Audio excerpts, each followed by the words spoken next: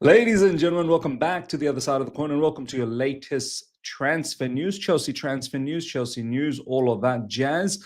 Our brother Hussein, our brother Dean Huijsen, Hussein from Iraq, Iraqi brother Hussein, he is opting to go to Real Madrid. Big up to him, man. Big up to him. I've said it in the last few months since we've been linked with Hussein that, look, we don't need him. He doesn't need us. For his development, the best is to stay away from Chelsea. And for us, our best interest is to get experienced defenders, experience everything. Experienced striker, experienced winger, experience, because we lack experience. Experience doesn't necessarily mean age. It means doing it at the highest level for number of seasons and having that know-how, because our team lacks the know-how. So this is the latest, ladies and gentlemen. Dean Huijsen, who is, who was heavily linked with Chelsea Football Club and still is. Apparently, the race is still open, but the player has made it very, very evident. He's made it very, very clear that his heart and his desire is to go to Real Madrid. If Real Madrid come knocking on the door, that's where he wants to go. And apparently Real Madrid now are stepping up the pursuit. They've got the new manager over there, Xabi Alonso, and Alonso likes Huijsen as well. Let's have a look at the latest news that's been popping off in regards to this. Breaking: Chelsea risk missing out on Dean Huijsen to Real Madrid after stepping up talks. I mean, look, this has been the story for us since the new ownership and the directors have taken over. We, as a fan base, we get very, hyped up about all of this, news. The PR drives us, gets that, dopamine hit on us. We get built up to the fact that, yeah, we're going to get Dean Huijsen. But the bottom line is, look, we're probably going to end up with other targets, which we're going to get to. And it's always the case. Last summer, that's what the case was. Olise, we were chasing Olise, and then we ended up with someone else. So Pedro Neto is a good player, but he's not Olise, right? And then we also got Jadon Sancho and João Felix, and we all saw how all of that turned out to be. Similar thing, I think, is going to happen this summer window. And this is why, ladies and gentlemen, this is why when some people go, "Oh, Miz, here we go, you're moaning again, you're upset, you're negative." These are the reasons. We are not moving in the direction as a top club should be. We are moving in a very mediocre level of club direction. And then when you hear all these other links of Man City and Arsenal apparently getting linked with Rodrigo, which I'll cover on the other channel. If you haven't subscribed, Miz TV Total Football, that's the second channel which covers everything besides Chelsea. Make sure you follow and subscribe there. Ishan and I will talk about that. Man City apparently getting linked with AC Milan midfielder Rangers, I think that's his name. So this whole concept of Miz, like all of these young players that we have, they're going to grow together, they're going to build together, and they're going to turn out to be monsters. You're thinking all the other clubs are just going to stay where they are. They're not going to strengthen. They're going to strengthen. They're already strong, and they're looking to strengthen even more. So when you don't get the targets that you want in the likes of Dean Huijsen, which I don't look, I've always said he's a top defender, but we need experience. So in this case, I'm happy that this isn't happening, but I'm just annoyed that you wanted him. You wanted him and you can't get him. So I'm happy it's not happening, but I'm just having a go at that incompetency of our ownership and our sporting directorship as well. So, ladies and gentlemen, let me know your thoughts. Dean Huijsen wanting to go to Real Madrid, I don't blame him. I think he will develop better there because you've got a lot of experienced players there that'll help him develop into the centre back that we know he can be. He's obviously a Spanish international, but there's still a long way to go for him to become an absolute elite. If you go to Real Madrid, you've got a lot of great defenders around you. They can help you become an elite defender. Real Madrid are having internal talks over a new CB, but the race for Dean Huijsen is still open. Chelsea, Arsenal, and Liverpool are trying to agree with players' camp. So look, Chelsea are competing against Real Madrid, Arsenal, and Liverpool. If I'm the player, Chelsea is my last resort, if I'm being absolutely honest.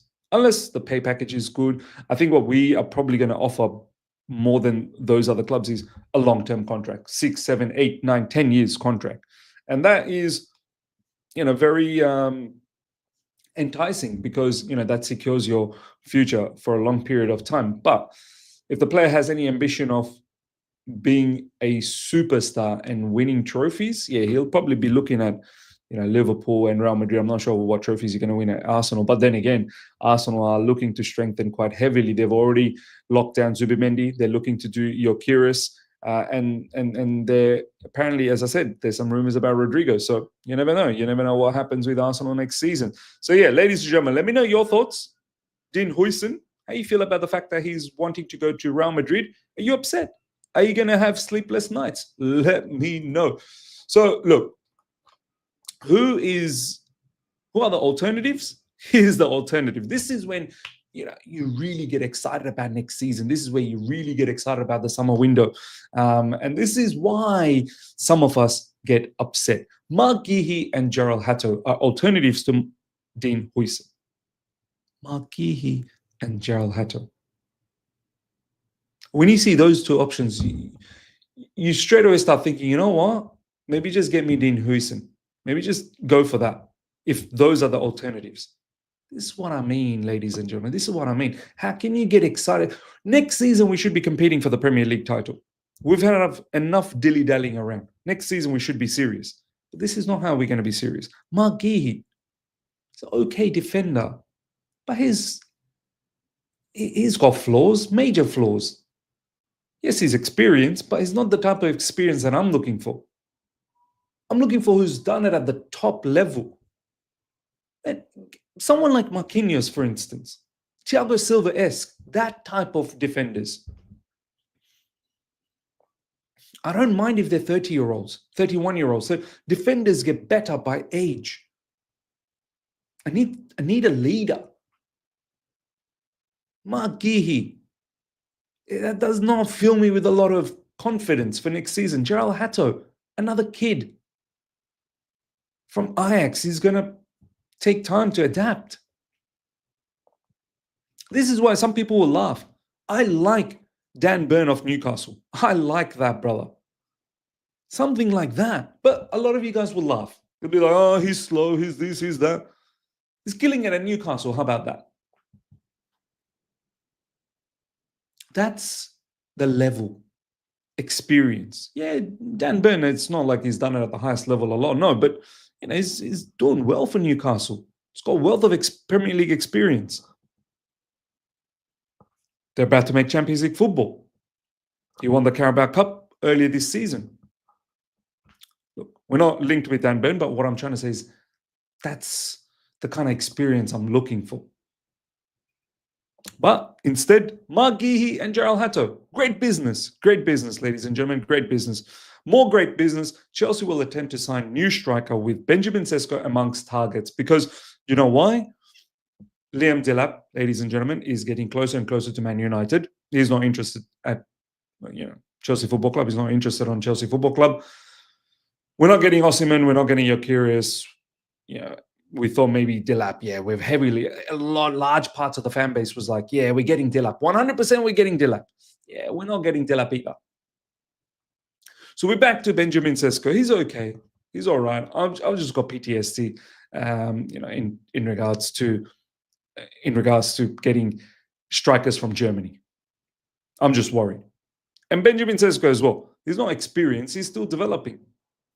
Good striker, don't get me wrong. Very good striker. But you got Nicholas Jackson who's developing. And then you want to throw in Benjamin Sesko. I don't think there's too much difference between Sesko and Jackson. Maybe Sesko is a better finisher.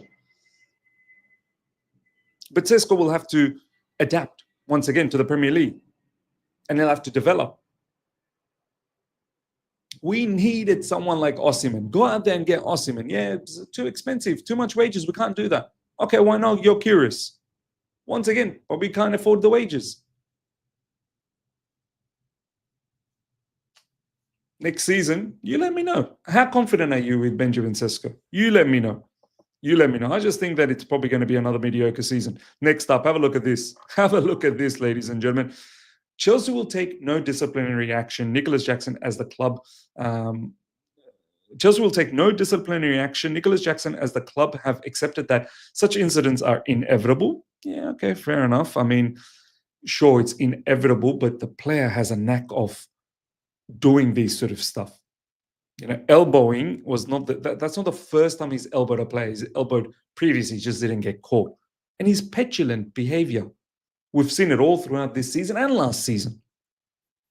Jackson made no apology to his teammates for the red card and instead hopes to make up for it by scoring in the Conference League final. Great, no problems. You're showing good intention by making it up in the Conference League final, which we have to win. We must win against Real Betis. He's out for the rest of the season, so he can't do anything in the league. But not apologizing to your teammates, why is that? You've let your team down, you've let the fan base down, you've let the manager down. You don't need to come out publicly apologize, even though he tried to do that through a source yesterday, journalist. But at least say sorry to your teammates. Oh no, I'm not going to say sorry.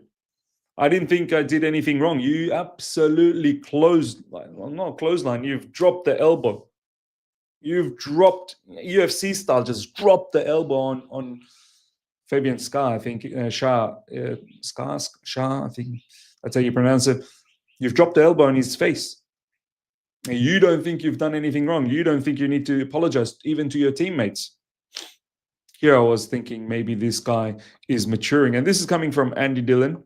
How much of this is true or not, I don't know. But obviously Andy Dillon is getting this information from an internal person within the club. So someone obviously told Andy Dillon that, yeah, Nicholas Jackson didn't say sorry. He didn't say sorry. If it's his teammates, if it's someone, a staff member, it's coming from somewhere. I highly doubt this type of stuff gets made up because it's defamation. If it gets made up, Nicholas Jackson should come out publicly and charge Andy Dillon and go, mate, what are you talking about? The arrogance. At least say sorry to your teammates because you have let them down. At least say sorry to the manager because you have let him down.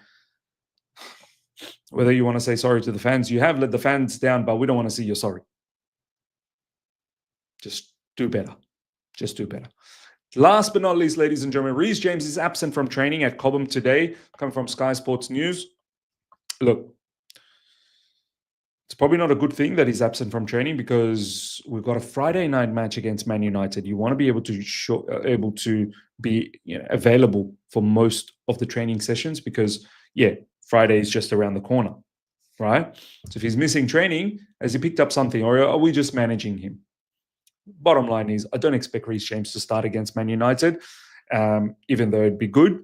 Would like to see the captain start, but I'm pretty sure Enzo Maresca will go with the same philosophy of Caicedo as pseudo right back, inverting, because that's what seems to be the Enzo Maresca way. If Reece James does play, I see him playing as a RCB, not really as a right back who inverts because Romeo Lavia is there, Caicedo is there, Enzo Fernandez is there, so we don't need another midfielder. If anything, Reece James will take position in the back three when we do, pivot to the three. He'll take up RCB position, which means Chalobah will potentially miss out. So it'll be Reece James, Levi Colwill as the centre backs, and Cucurella. And then it'll pivot where Caicedo will move into the midfield, Cucurella, Levi Colwill, Reece James will become the back three. And maybe even sometimes Reece James and Levi Colwill as the back two, where Cucurella tries to bomb forward a little bit as well. So that's the only place. But at the moment, Chalobah is preferred because he is actually a centre-back as opposed to Reece James. Ladies and gentlemen, let me know your thoughts about everything we spoke about, especially the transfer dealings. Dean Huijsen, our Iraqi brother, are you upset that he's chosen, most likely, he has chosen Real Madrid, whether that happens or not, we'll see. Real Madrid want him as well. And our alternatives, Mark Guehi, Gerald Hato in the centre-back position, and our striker option is Benjamin Sesko. Let me know your thoughts. Smash up the like button if you're here for the first time. Subscribe. Hit the bell notification to stay in touch with all my content. Tomorrow live, 11 a.m. UK time. All you can eat Chelsea. Be there.